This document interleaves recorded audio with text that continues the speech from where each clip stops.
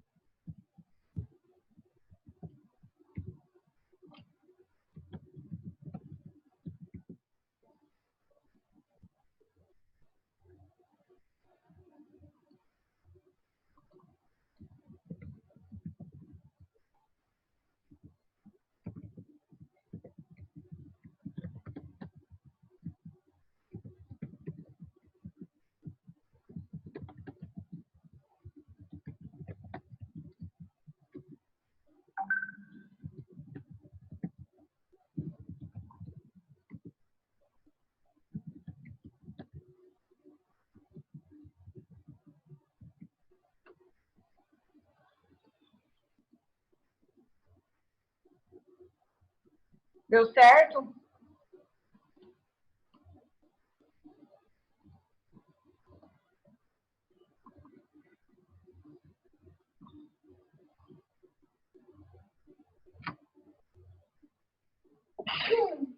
Deu certo no segundo link, né, Renato?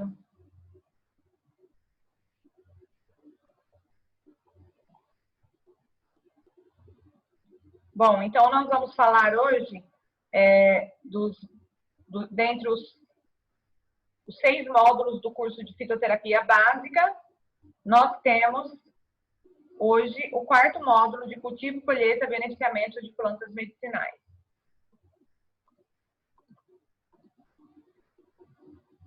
Vamos falar, então,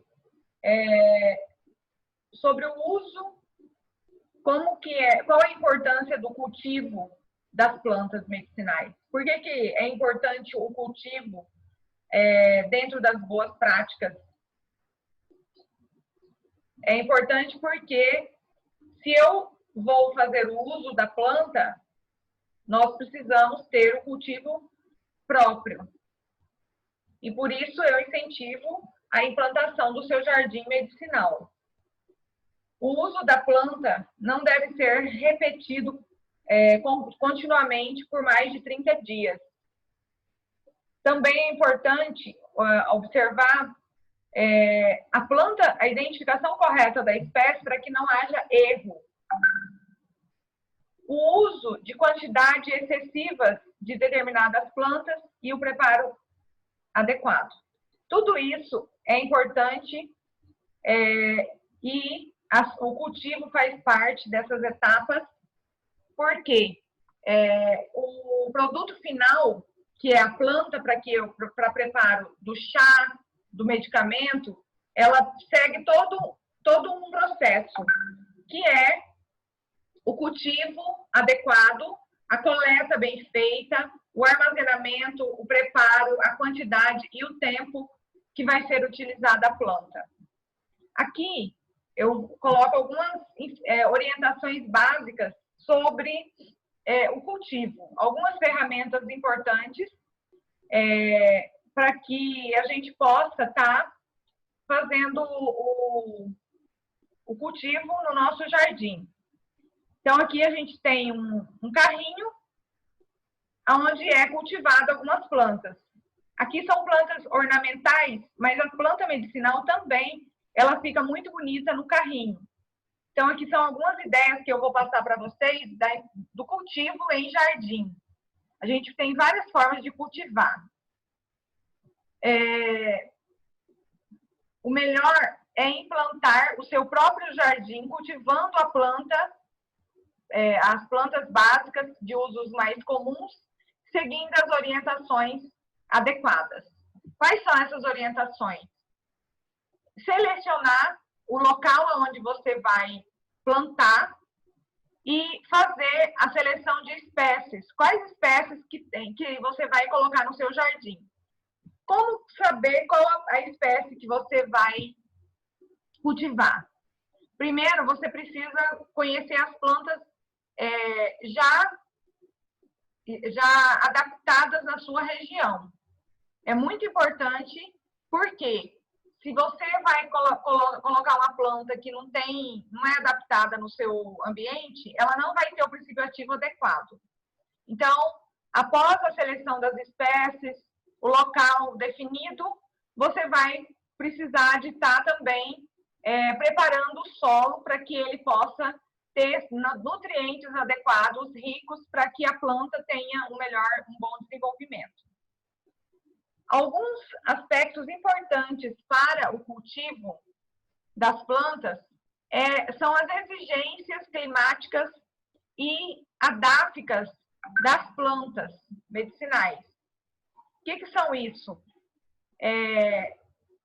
O tipo de clima da região, né? Foi o que eu falei. Cada planta, ela tem uma particularidade. Então, por isso que tem os biomas, né, no Brasil, e cada planta nativa da sua região.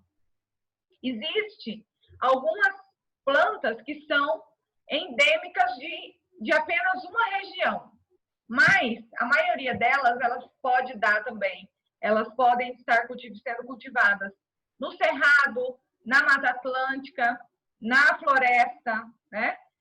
Porém, quando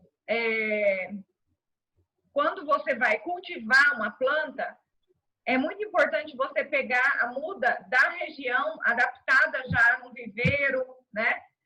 Por que às vezes a gente vai fazer o nosso jardim, às vezes a pessoa vai no viveiro e compra.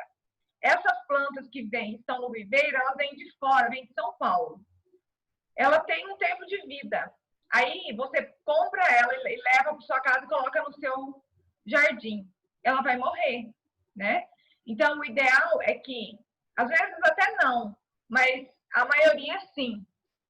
Quando a gente compra alguma planta no viveiro, o ideal é que você deixe ela no vaso, se adaptando ali ao clima do seu local, para depois transplantar ela, tá? E aí é importante saber quais as exigências de cada planta. Por quê? Porque a maioria das plantas, elas precisam de solos mais ricos em nutrientes.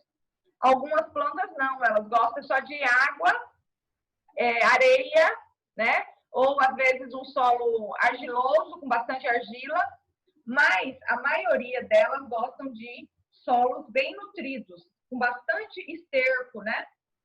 Para que ela possa desenvolver melhor. Por exemplo, o hortelã, a camomila, o alecrim, a sálvia, elas são plantas que precisam de nutrientes, solos bem nutridos, e essas plantas, geralmente, se adaptaram muito bem em várias regiões do Brasil.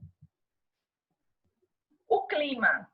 Os principais fatores relacionados ao clima e devem ser levados em consideração a temperatura, a altitude, longitude e a latitude. São fatores climáticos, dificilmente pode ser alterado, como ocorre com a produção das ornamentais, que utiliza a luz noturna para provocar o florescimento, né? Por exemplo, os crisântemos. O que pode ocorrer é produzir variedades mais adaptadas ao local, como ocorreu, por exemplo, com a soja. Ela era produzida no sul, né? E hoje ela está em várias regiões.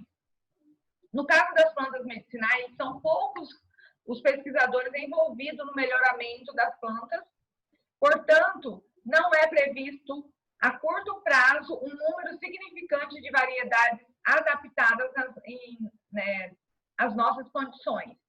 Então, o maior gargalo hoje para o desenvolvimento de plantas medicinais, produção de fitoterápicos, é os estudos agronômicos. Os estudos agronômicos. Por quê?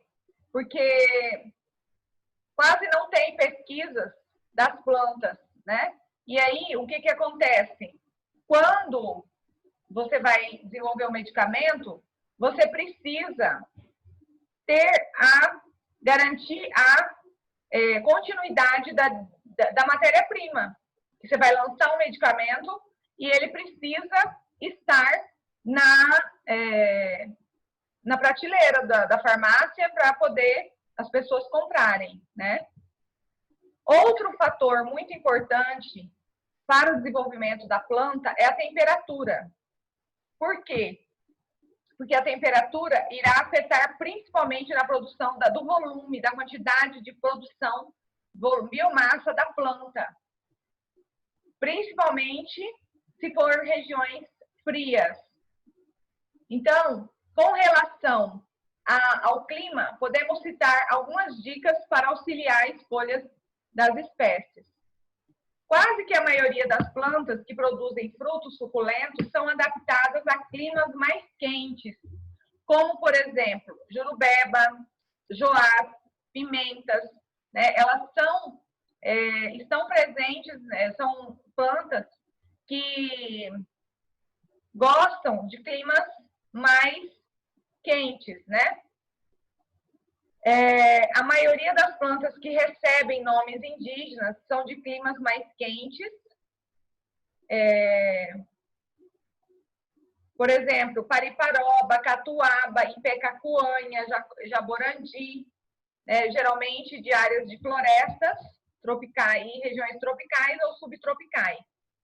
A maioria das espécies produtoras de raízes e flores, por exemplo, a camomila, a calêndula, preferem clima mais ameno, que, por exemplo, é mais adaptada no sul do Brasil.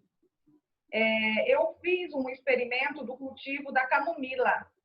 A gente, quando trabalha com plantas, nós também precisamos conhecer um pouco de cada área. Então, eu fiz um curso de técnico em cultivo e aprendi muita coisa sobre cultivo.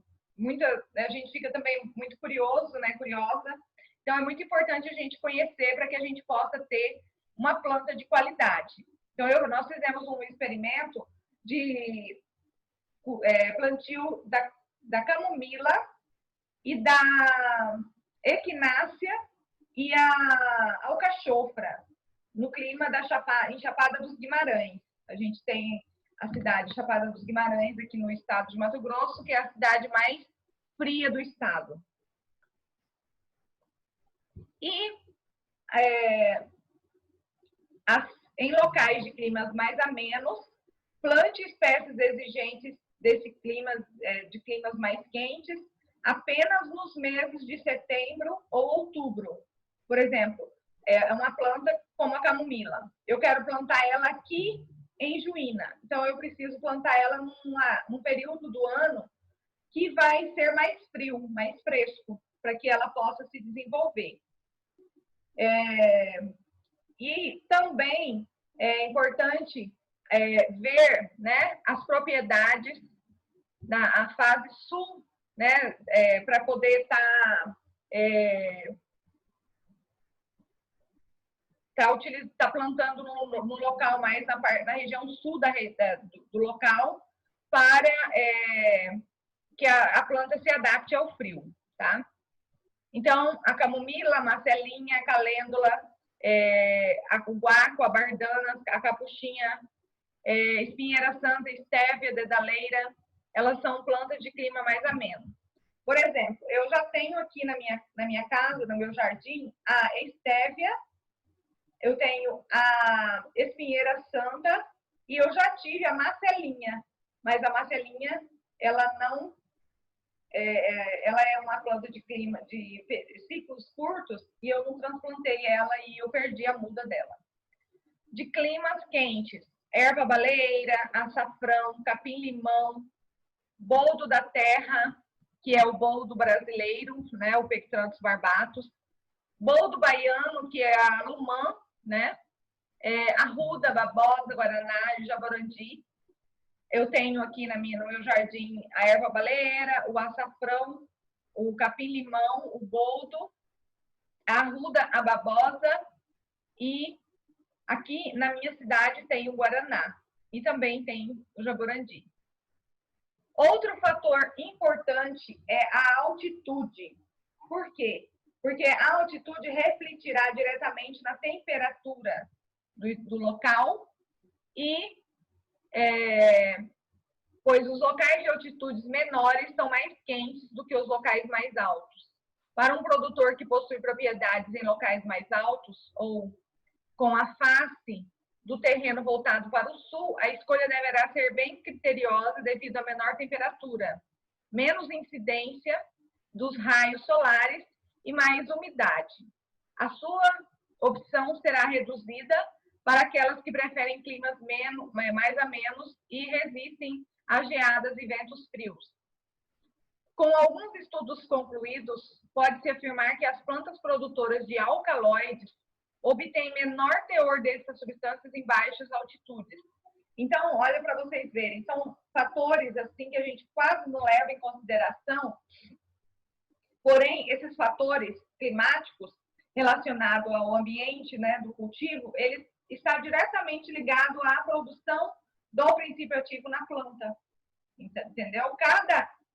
A planta, ela tem as suas exigências, e dependendo do clima, do solo, da altitude, né, ela vai ter a quantidade de luz, de sol que ela pega ali durante o dia, vai influenciar muito a produção do princípio ativo. Outro fator importante é a latitude, irá refletir as horas de luz, né? Quanto tempo de luz que vai estar pegando e incidindo sobre a planta. Por exemplo, plantas aromáticas, elas, de interesse econômico, elas precisam de ser produzidas em local, né, de latitude entre 40 a 60 graus. Por quê? Porque são plantas aromáticas. E aqui uma curiosidade, a gente ouve muito falar assim, para coletar a planta, é preciso coletar antes do nascer do sol, ou bem cedinho e bem no final do dia. Pois é, mas as plantas aromáticas, elas têm a sua exceção. Por quê? Voltando lá no início lá da produção dos metabólitos das plantas. As plantas, elas têm os metabólitos primários, que elas utilizam do solo, os nutrientes do solo, energia para fazer a fotossíntese, para se desenvolver, carboidratos, né? Os nutrientes importantes. E após o desenvolvimento, né, através dos metabólitos primários, elas vão produzir os metabólitos secundários. E esses metabólitos secundários, eles são o quê? Eles são substâncias que a planta produz para se defender. Então, por exemplo, a planta produz para se defender, mas são importantes, são esses produtos que as plantas desenvolvem para se defender que são importantes para nós. Então, como que a planta vai se defender do sol? Produzindo mais óleos essenciais. Olha que maravilha. E aí, é nesse caso que a gente precisa estar tendo aí o cuidado. Se eu quero a planta com mais teor de princípio de óleos essenciais, eu preciso coletá-la em horário de pico de maior temperatura no dia, que é entre meio-dia e 2 da tarde, tá? Então, todas as plantas, erva cidreira, capim cidreira, manjericão, manjerona, camomila, sálvia, o alecrim, o tomilho, né, a melissa, capim citronela, né, tem muitas plantas, os hortelãs, todas essas plantas precisam ser coletadas para uso ao meio-dia, tá? Ah, eu não posso, então, coletar no final do dia? Pode, mas você não vai ter a quantidade ideal, porque ela, se ela guardasse dentro das bolsas secretoras, né, o óleo, né, e diminuísse a quantidade, tá? Então, esses maiores teores, principalmente dos óleos essenciais, são produzidos numa maior latitude. Nessas regiões, os dias no verão são maiores do que na localidade de latitudes menores, condições que as plantas citadas preferem para florescer. Não há regiões no Brasil que com essa latitude, e com isso, muitas das plantas aromáticas são de pior qualidade no Brasil, tá? As máximas que ocorrem no Brasil é 40, e olha lá, né? Então, aqui no Mato Grosso, por exemplo, né? Então, por isso que os óleos essenciais da Europa, né, de alguns outros países, são mais ricos, né? Plantas de origem tropical e subtropical recebem pouco ou nenhuma influência da latitude. A latitude refletirá diretamente no chamado fotoperíodo, que, resumidamente, é a quantidade de luz que a planta necessita para realizar atividades tais como florescimento, germinação e produção de substâncias internas.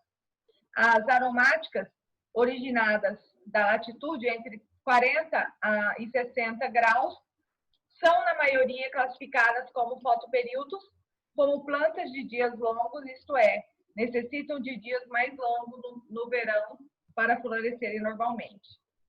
Também tem o fator umidade. Ainda, com muitas dúvidas, alguns resultados demonstraram que os efeitos negativos nos teores de princípio ativo são mais devido ao excesso de água do que da falta. Por quê? Quando a planta tem falta de água, ela entra em estado de estresse e aí, às vezes, até melhora a produção do princípio ativo. E quando ela está com muita água, ela não consegue nem respirar, né? Algumas espécies sofrem com o estresse hídrico em determinadas fases de cultura. Tiveram reações no sentido de produzir mais substâncias do metabólico secundário, pois essas substâncias teriam ação de defesa da planta. Então, é o que eu falei, né? Pode ser que algumas espécies produzam mais princípio ativo com estresse hídrico ou não. No caso, existem algumas plantas que gostam de muita água, que são as plantas que são mais utilizadas para os problemas renais. Chapéu de couro, caninha do brejo, cavalinha, né? Elas, se não tiver encharcada na água, elas não se desenvolvem. E assim, são vários os exemplos, tá? Também o tipo de solo pode influenciar na produção da biomassa e das substâncias, né, presentes na planta. Geralmente, a origem da planta medicinal pode servir como indício de qual solo que ela está mais adaptada, de modo que possa servir de subsídio para a indicação dos locais mais propícios. Então, por exemplo, algumas plantas gostam que são nativas do cerrado, ela vai gostar de um solo mais seco, né? Mais pedragudo, com maior pedra, maior quantidade de pedra. Já plantas da floresta vai precisar de um local mais fresco, mais nutrido, que são o solo da floresta, né? Então, aqui, ó, eu deixo aqui alguns exemplos de plantas, né, que são mais comuns aí no cultivo no quintal, com os nomes científicos e a qualidade do solo de cada uma delas, tá? Depois vocês leem com calma aí para vocês, né, saberem qual o solo que vocês vão dar né, preparando para cada uma dessas plantas. Algumas dicas que servem para a maioria das plantas.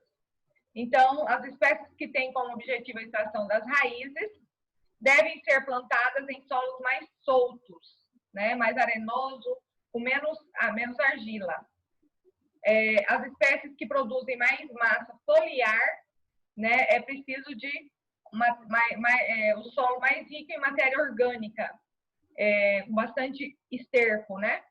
Solos mais escuros, mais argilosos, são geralmente mais férteis, retêm mais água, são menos aptos, mas são mais propícios aos ataques de pragas. Por isso, tenha muito cuidado se for plantar uma espécie muito atacada por doenças.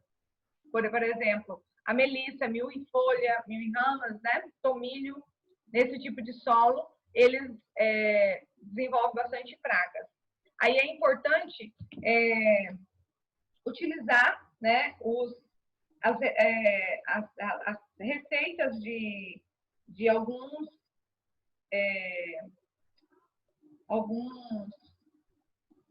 produtos orgânicos para combate às pragas, tá?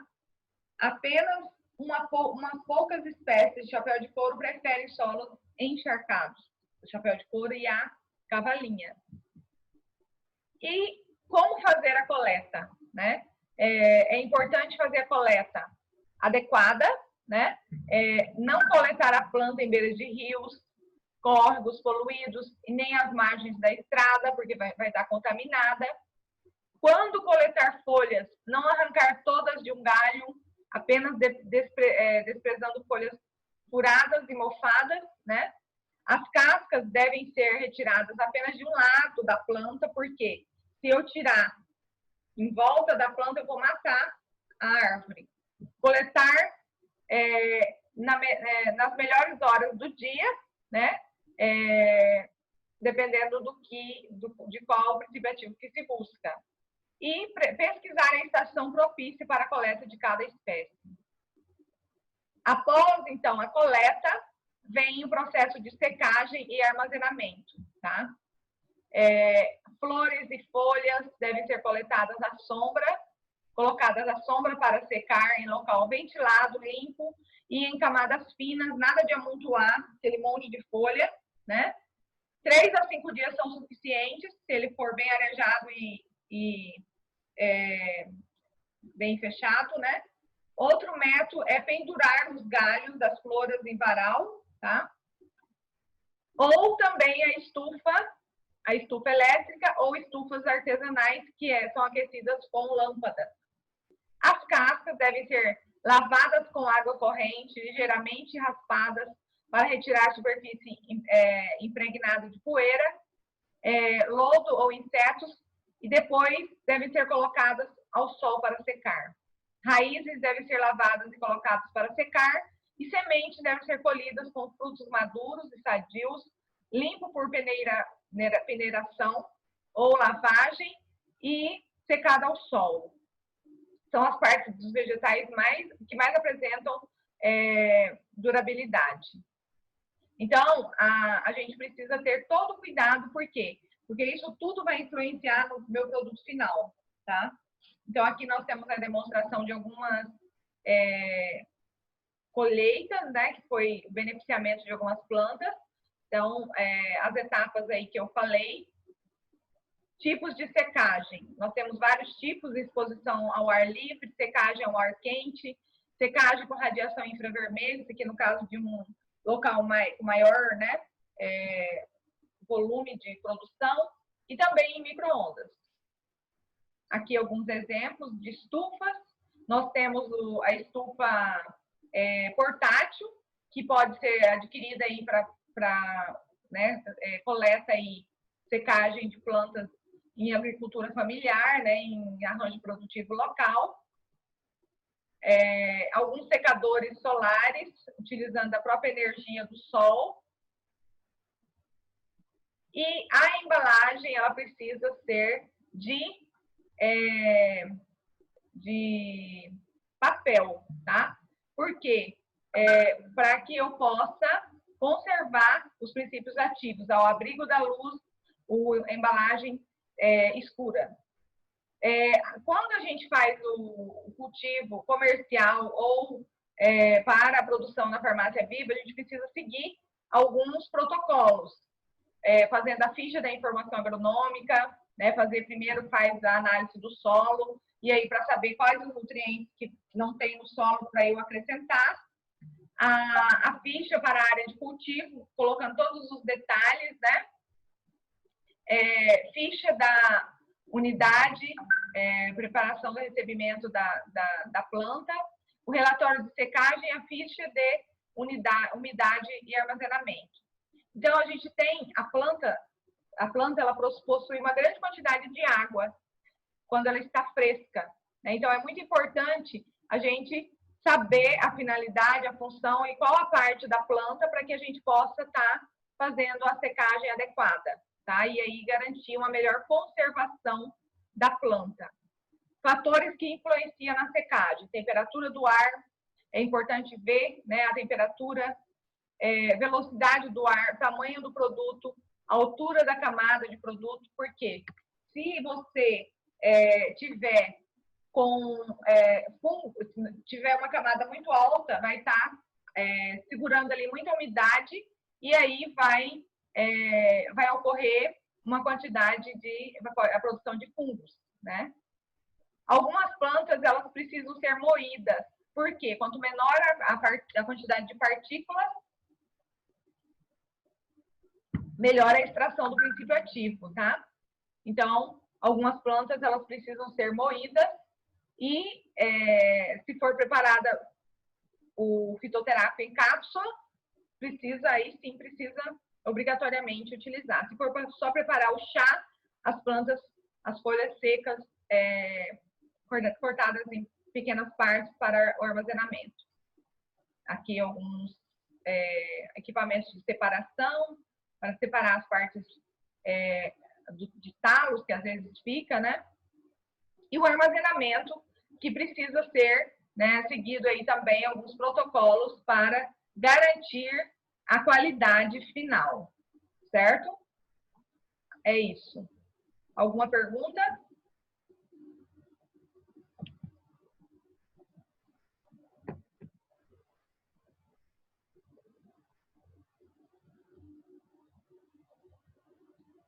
Certinho, pessoal? Alguma pergunta?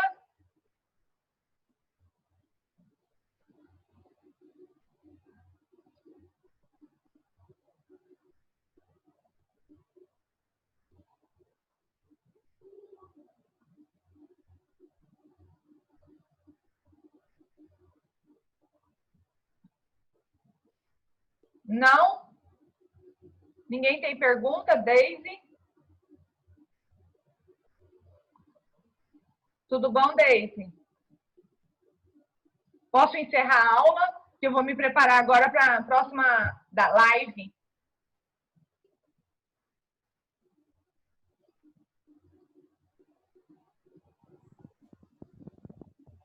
Obrigada. Você está sem som, né?